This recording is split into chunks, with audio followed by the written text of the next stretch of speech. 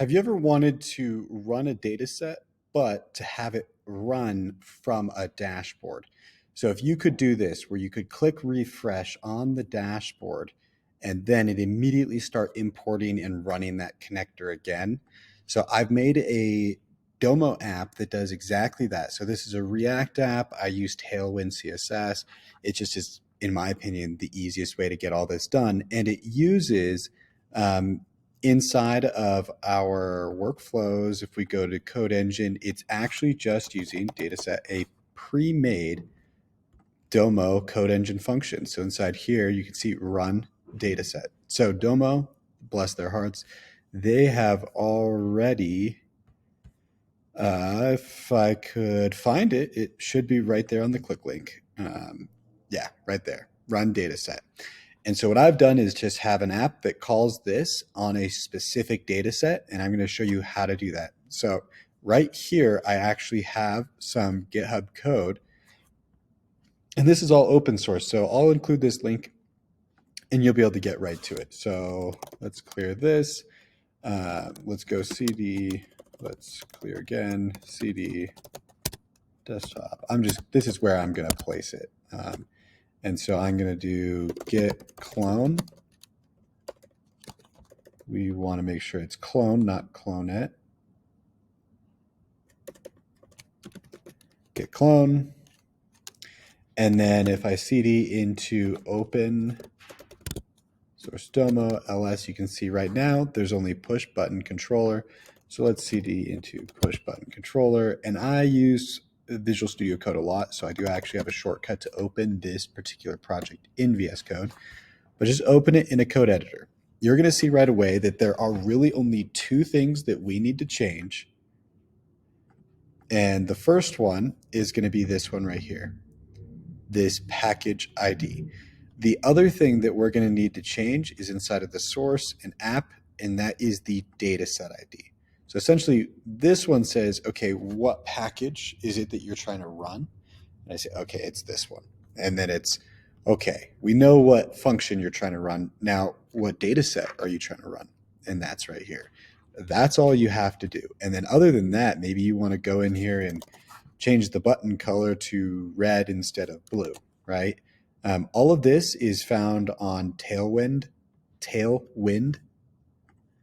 It's this one right here. It's so easy to be able to update it, and you write it all in line, so you don't need a separate CSS folder. So let's get right to it. So we're going to run. Actually, what I'm going to do is I'm going to go back over here, and we're going to go ahead and go to,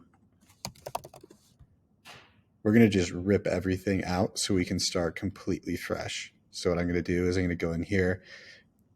I have this app. We're going to delete it.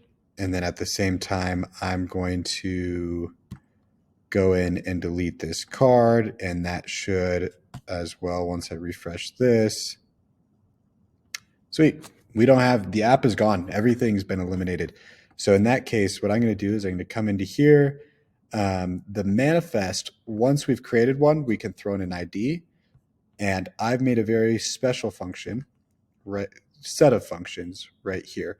Normally, if you're doing a create React app for Domo, you're going to have to do this. You're going to do npm run build, and then you're going to move this manifest JSON and the build file and then the thumbnail all into the root.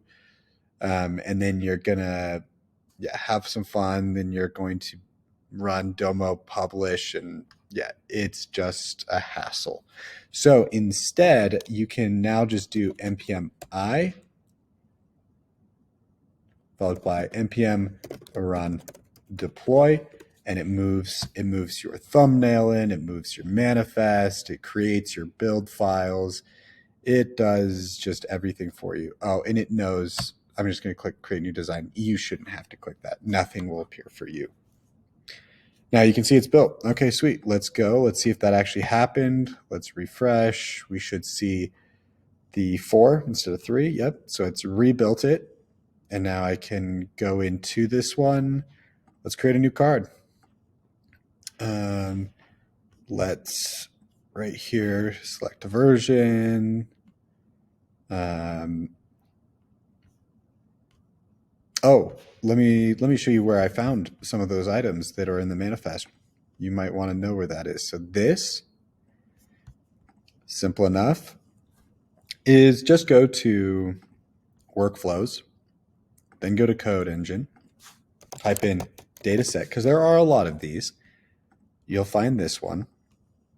You'll find run dataset. That's the one we need. So you're going to copy this, and you're going to notice that, and then you're just going to paste that in, and then you're going to go over here. This dataset ID, you guessed it, just go find that dataset ID. This one I think is the same. I didn't change this one before publishing. Yep, that one's the exact same. All right, awesome. So let's go ahead. Now that I've got both of those in there, I do want to add in, since I've built it once, I don't want it to just keep building new ones. I want to reuse the one that I've built once. So let's cancel this real quick. I want it to redeploy to this one. I don't want to have to see a bajillion made. All right, that's in there. PM run deploy, because I've just set the right credentials in.